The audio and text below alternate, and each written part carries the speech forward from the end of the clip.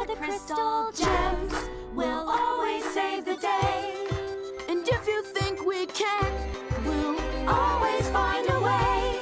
That's why the people of this world believe in garnet, amethyst, and pearl, and Steven! Okay, welcome to the first episode of Catcast, the Steven Universe podcast that is helmed by three people over 25. It's true. Yes. And I think the only one with three men. Yeah, probably. We are, yeah. So I doubt that. This is the internet. We are driving away from the... Well, that's a good point, Ty. Because we are just fleeing from the target demographic of this show as fast as teenage possible. girls prepared to be wowed.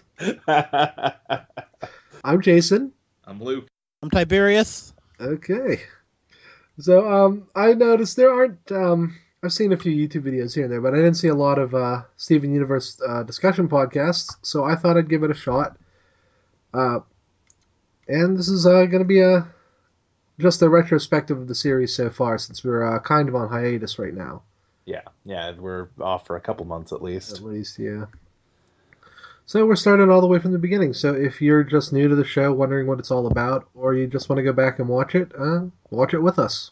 So, just to be clear, what is our policy on spoilers for this show? We are going to, I might change the name later, but for now we're just going to talk about spoilers in the mailbag section. So if you want to watch, just if you're starting the show from scratch, you can listen to the first half of the show, and we will just talk about the two episodes we're covering this week. Yeah, I think that's a good idea. I will say, because this show is excellent at foreshadowing, I think it'd probably be a good idea to point out, like, hey, pay attention to this thing, because it's going to come back. There's actually a couple of those in this episode. Yeah, I caught one big one in this episode, yeah. So, we won't explain them in any detail. Right, yeah, we don't have to say what they are, but, yeah. But it's nice to look out for them. So, without further ado, let's start. First up is Gem Glow. I wrote some summaries. Okay. So, let's see. Steven is at the Big Donut looking for his favorite ice cream, Cookie Cat. Finding it out of production with no suitable alternatives, he goes home dejected but with a cool freezer. There he finds the house, when he gets home, he finds the house under attack by centipedal drones and the fridge full of Cookie Cat ice cream.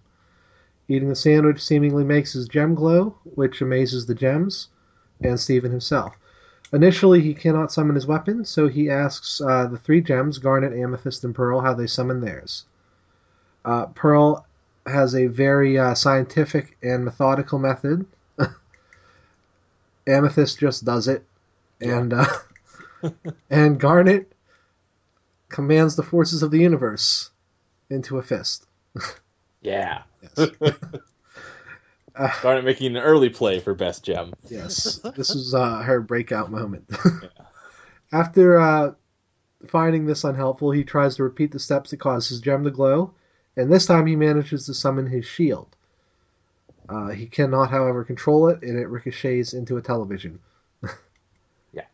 And then, I think we should mark this down. That TV is going to get destroyed at least. Yeah, I kind of want to keep a running tally of how many times they have to buy him a new TV.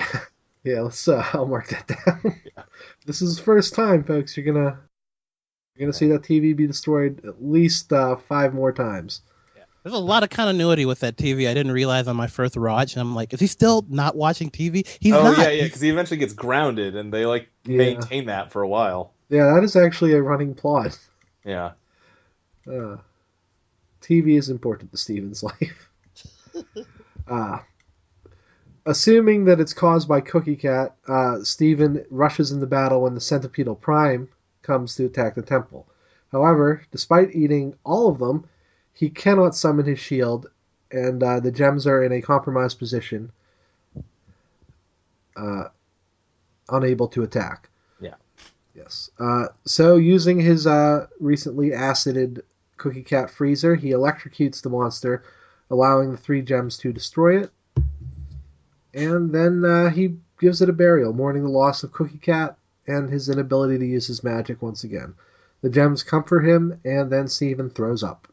Yeah, because he ate so much ice cream. Yes. If you count the number of ice cream sandwiches in the freezer, oh god, he probably had a diabetic coma. Yeah. Shortly after. Yeah, fortunately, Steven's. I mean, we get into this a little more in the next episode, but since Steven's half like rock person, Yes. hopefully he doesn't have to worry about those kind of ailments. I think because, so.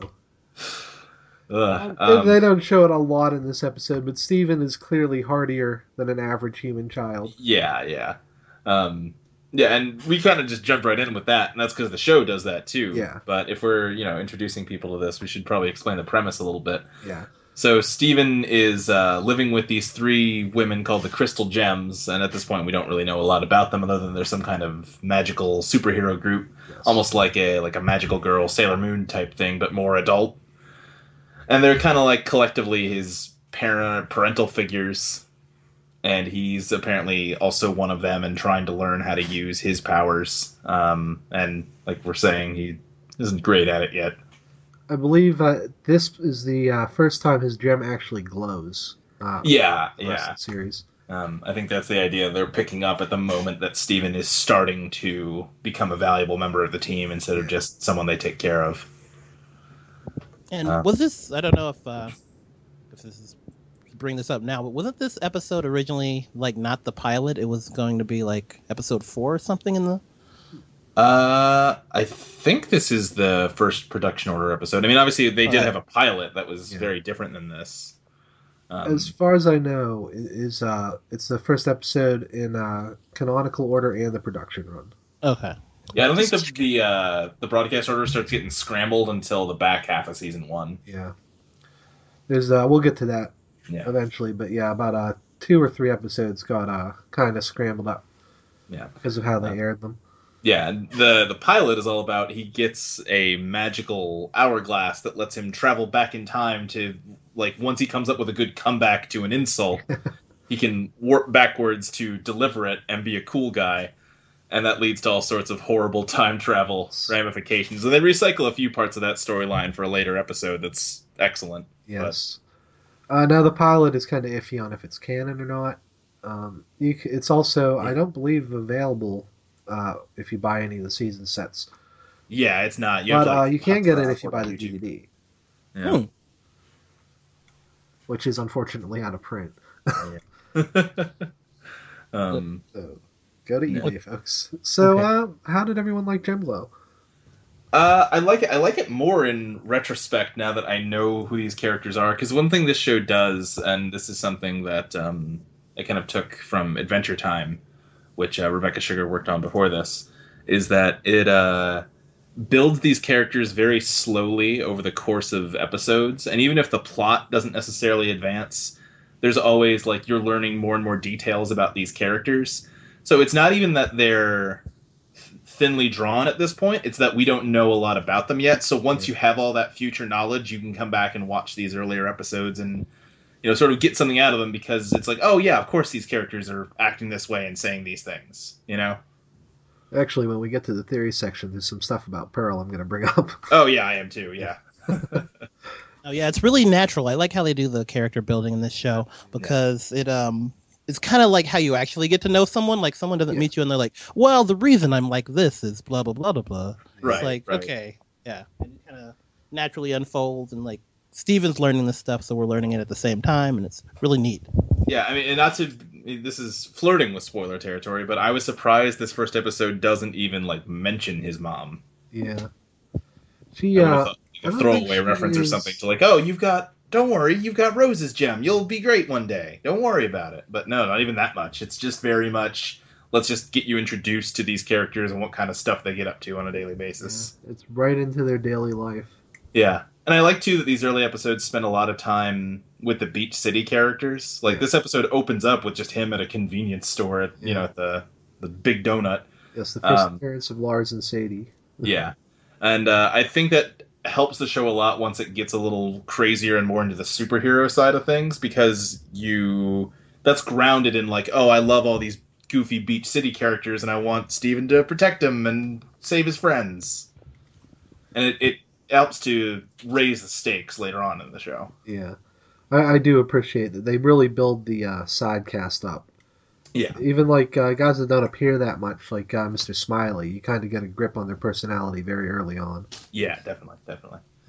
A lot of ways it can feel almost like two different shows sometimes, because it can have this very slice of life, just goofing around on the boardwalk section, and then the magical exploring the temple or going on missions with the gem section, and then the best episodes tend to find ways to like cross those two things, like when Onion gets a gem, whatever, or that kind of thing. Oh yes, we don't want to spoil people on Onion. Yeah, there's a guy named Onion and he gets a gem, whatever, and it's a good episode. That's all I'll say for now. Yes. Possibly the best episode in this early run. It's pretty good. Yeah. Okay, any other thoughts on Gemglad?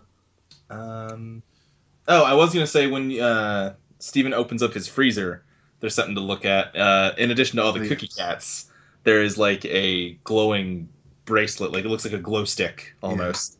Yeah. That will be important. Yeah, that's important for later. I was really happy to see that that's in this first episode.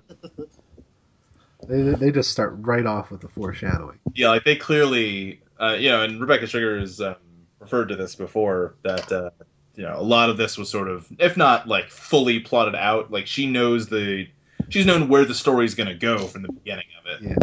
And that benefits them a lot and able to drop little bits of foreshadowing like that. I've heard the last line of the series is Scar. No, but she does. Not to spoil the details of what happens in the episode, but I remember after Jailbreak aired, she was talking about how she was so happy she'd gotten to this point now, because as far as she's concerned, everything up to that point is the blanking on the word. Prologue. Yeah. And like now she can get to the real stuff. Yeah. Like, oh man. Yes, it is. It's quite a build, and it's quite worth it. He's a frozen treat with an all-new taste, cause he came to this planet from outer space. A refugee of an interstellar war, but now he's at your local grocery store. Cookie Cat, he's a peck for your tummy. Cookie Cat, he's super duper yummy. Cookie Cat, he left his family behind. Cookie Cat! Now available at Gervin's off Route 109. So yes, let's move on to Laser Light Cannon. Yes. After obtaining the bits, give him the bits, Steven finds that the Red Eye, a large comet-like object, is descending on Beach City. The gems cannot damage it, despite throwing Amethyst at it several times, and despair that Rose's laser light cannon is missing. Steven decides that his father might have it, but the gems don't believe Greg would take very good care of a magical artifact, and tell Steven not to waste his time. Steven, being an optimistic child, goes to see Greg anyway, and we find him asleep in a van. Let's see. Greg apparently slept through most of the day, and isn't sure what the laser light cannon is, but they go to his storage unit to look for it anyway. While in there, we find out how Greg and Rose met. Greg came to Beach City for a concert, and Rose, Steven's mother, was the only person who showed up. Greg is not a successful musician. Steven, while searching for the cannon, accidentally breaks a picture of his parents. Greg takes it in stride and utters his famous saying, "If every pork chop were perfect, we wouldn't have hot dogs." Upon saying this, Steven finds the laser light cannon, and the duo take it back to the beach. On the way there, they listen to the song, "Let Me Drive a Van Into Your Heart," which is actually a pretty good song. Silly, but pretty good. Yeah. And once they get there, they don't know how to turn the cannon on. Greg, trying to comfort Steven as the end of the world comes nigh, says his pork chop line again, which causes the weapon to prime up for firing. And discovering its activation phrase, Steven manages to fire the gun and destroy the Red Eye, saving most of Beach City. A few buildings might lose their roof. And also Greg's van is washed out to sea by the tide. So that was fun. Yeah. Surprisingly, also kind of an emotional episode. First appearance of Greg, and we get to see him cry over his dead wife. Yeah. Yeah. It's going to be that kind of show, kids. Yes. Yep. Crying over their dead wives. Yeah. Oof. Yeah, some of the stuff that... Yeah. Oh, There's some boy. heavy stuff here. When we first see Greg, and he's a character that I didn't know if I would like initially. Yeah. Well, it was sort of unclear initially if you're supposed to like him. Yeah. You know, he's very much like a deadbeat dad archetype. Yeah. He's got the Homer Simpson kind of scruff on his face. You're like, okay, is he gonna just be a beach bum that's Yeah, it's holding like, why the show is this back? guy like taking care of his son? Yeah. But yeah, we slowly Greg pretty quickly grows into one of the best characters on the show. Very fast too, I might add. Oh yeah. Probably, I think his next appearance is where I really turned around on him. Yeah, I think this first episode, your perception of him is colored a little bit by how much the gems are like. Yeah, they're very much not fans of him. Yeah. We learned the gyms can kind of be jerks sometimes. Yeah. At this point, though, they're the only characters we know, so we trust their judgment. And the show kind of uses that to its advantage later. Yeah. Ronaldo was right. Trust no one. This is the first appearance of Mr. Fryman. Neither of his sons show up yet. Yeah, well, and it's funny because he's manning the counter, and that's like, again, there's continuity with that. Like, eventually, his son gets promoted to manning the counter. Yeah. And then you only see his son there. Yep. I do like, even though they defeated the Red Eye, it still managed to cause havoc. That's a running theme throughout the series. Oh, yeah. Roofs getting destroyed are a central plot point later on. Now, it's important to note for Easter egg hunters, they confirmed fairly early on that the Red Eye is not a gem. Yeah. They actually have not explained what the heck the Red Eye is yet, as far as I know. I actually have a theory about that. Ah, boy. Get to a mailbag. So, any other impressions on Laser Light Cannon? What confused me was I was looking at the wiki. This was the first production order, but okay. Yeah, and Jim Glow was 3, but not really matters. Nothing changes that much, except I missed. Yeah. Oh, okay. Yeah, I can see that. They can work either way because Steven doesn't actually activate his gem in this episode either. No. I would say I think Gem Glow works better as a first episode just because this one feels like it's more like, hey, you know who these crystal gem ladies are, and the first one does kind of dump you into it, but it does give you a hint at like what each of their characters are like just from their like lessons with Steven on how to do his gem. Yeah, that sets up. I think that sets them up perfectly. That tells you how Pearl is, how Amethyst is, and how impressive Garnet is. Each pull out their weapon and they get their little musical stings. I love that. You got the piano and the synth and the bass. Yeah. It's great. That's something. Oh, the music in this show. If you like Cookie Cat and you like Drive a Van Into Your Heart, it only gets better. Yeah, I mean, in addition to being a good like writer and animator, Rebecca Sugar is a terrific musician. Yes, and that is one thing Adventure Time is really missing these days. Ever since she left to do Steven Universe, is that it doesn't have like all of her awesome songs anymore. I think she's on the Marceline miniseries now. Is she? Oh, that's great. I believe so. Thank God. Yes. I do. I'm just sort of got the episode playing muted right now, and I do really love the visual of Amethyst rubbing Steven on the cannon to try and get it to activate. Well, I mean, they're touch devices. Maybe that's how it works. Yeah. She's just using him like a Brillo pad on the thing. But yeah, this episode felt a little more slight than the first one. Just it didn't feel like it was trying to cover as much ground. It was very much focused on just, hey, also here's Greg, the main character we didn't show you last time. Yeah, that bald dude from the beginning theme song. Yeah, exactly. And like the song takes up a big portion of it, so it's kind of like you get a feel for Beach City, but you don't really get like. Yeah, it does kind of give you a little tour of it. Yeah. Shows I think it showed most of the side characters. Or at least all the boardwalk. Pretty much, at least the ones that have been shown so far. Yeah. And you do, I guess, get a very slight picture of Rose in this one too, because like her silhouette is what the laser light cannon's beam looks like. We also get to see her in the picture. Yeah, that's true. Yeah. I don't think we've seen the big like huge portrait of her in Steven's house over yet. The doorway, no. Yeah, there's the photo in Greg's storage shed. Slowly piecing together who Rose was in the show. It takes a while. Very long brew for that. Yeah.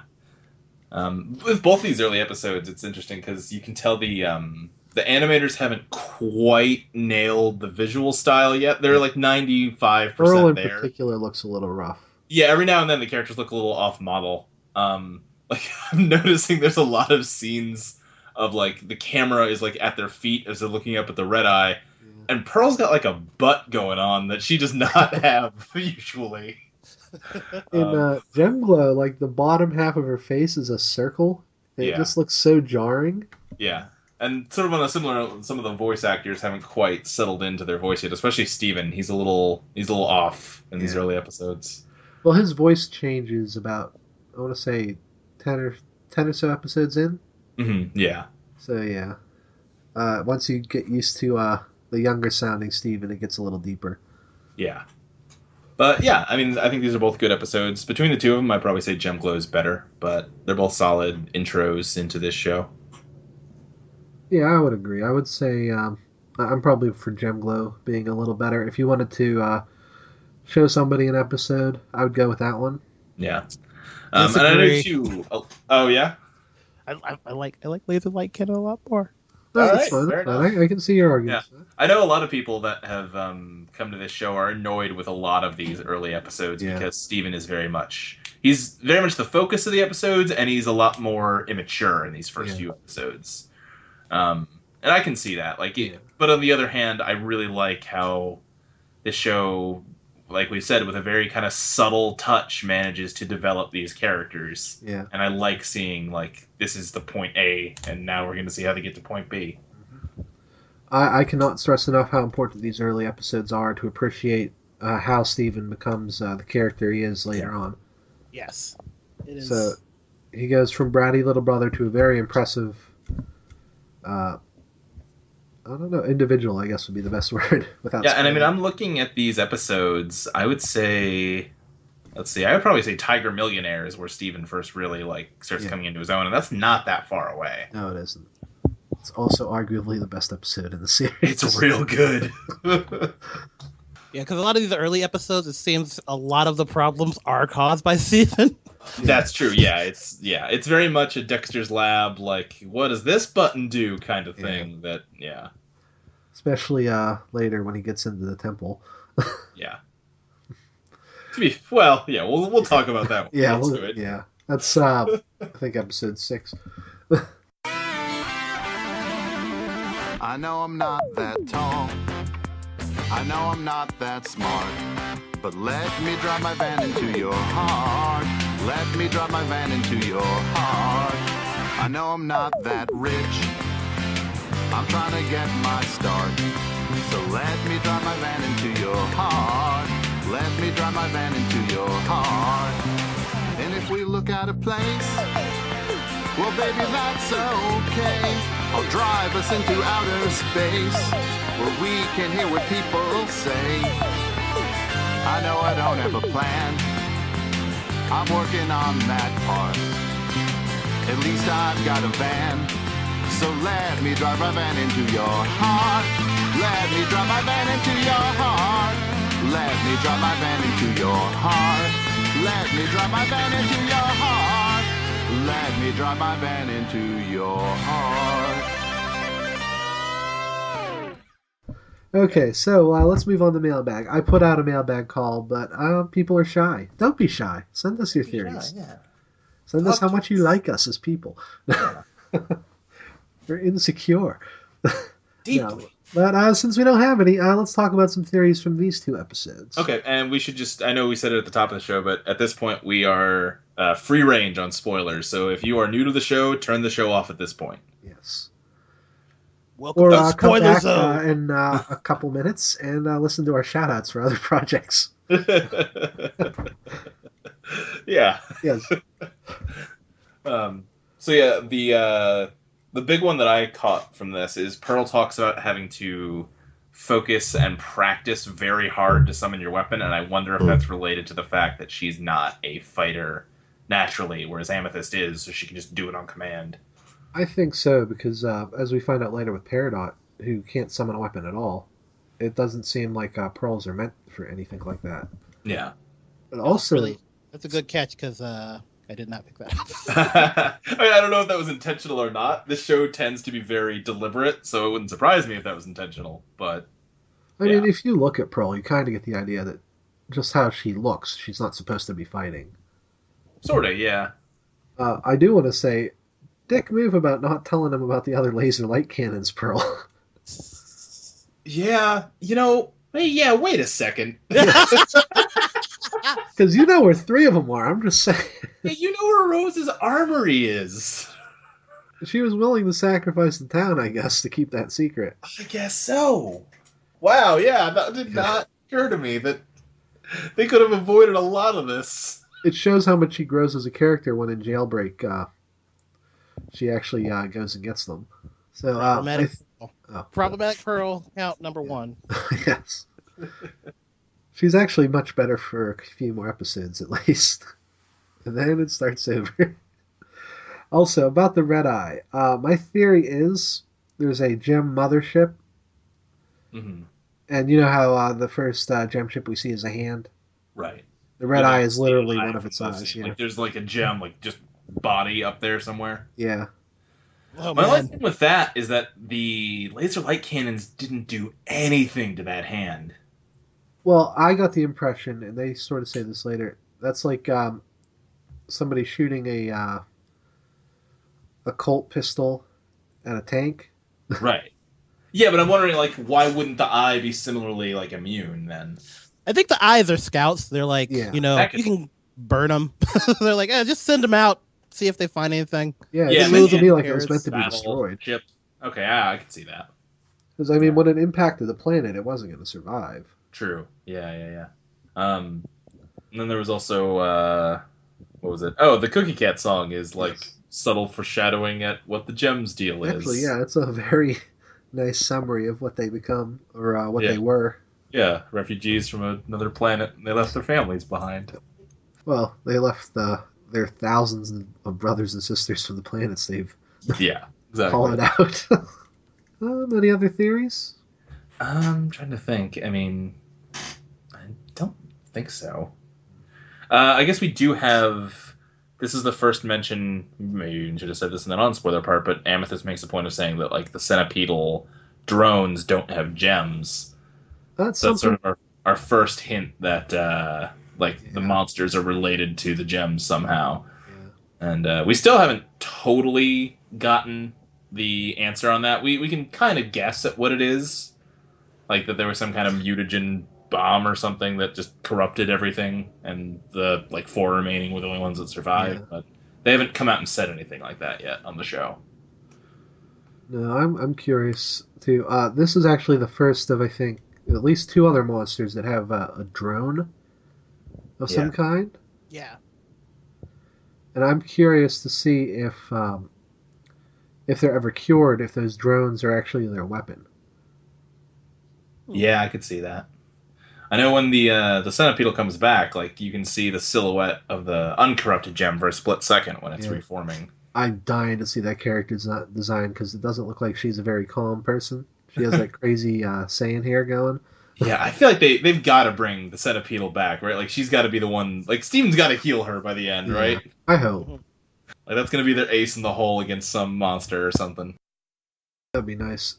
I'm curious. Also, she has acid-based powers similar to Lapis. Yeah. Controlling water. Because that would be cool too.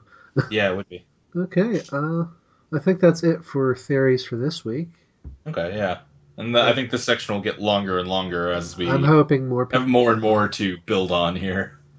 In the show notes, I'll include a link to our mailbag. It's a Google Doc, so just type in your question, and we will get to it. Yeah. We should probably also set up a Twitter account people can tweet at, too.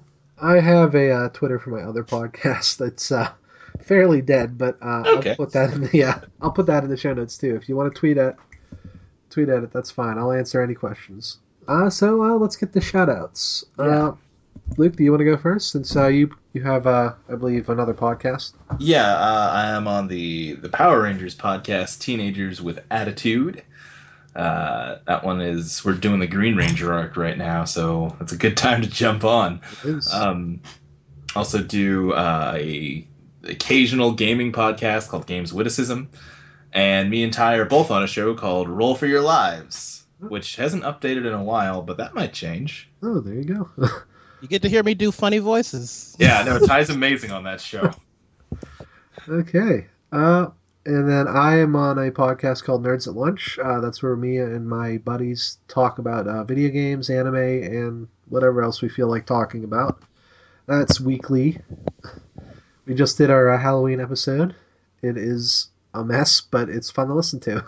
And I think that'll be it for this week. Let's see, next week. Oh, man, that's the one thing I didn't put in here. Wait, what episodes are next week? It's Cheeseburger Backpack and Together Breakfast. Ah, yes. Oh, that's sooner than the 6th episode. Okay. So, yes, next week will be Cheeseburger Backpack and Together Breakfast, and we will see you next week to cover those episodes. See ya. Good. Adios. So long.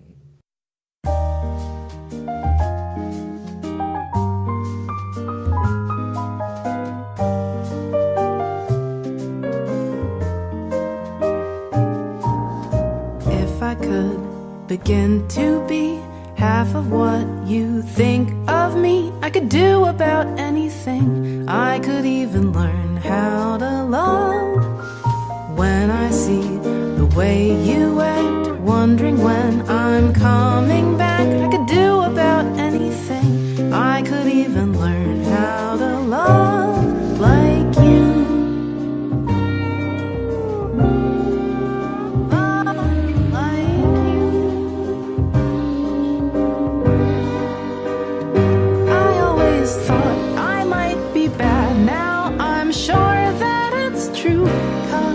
I think you're so good, and I'm nothing like you.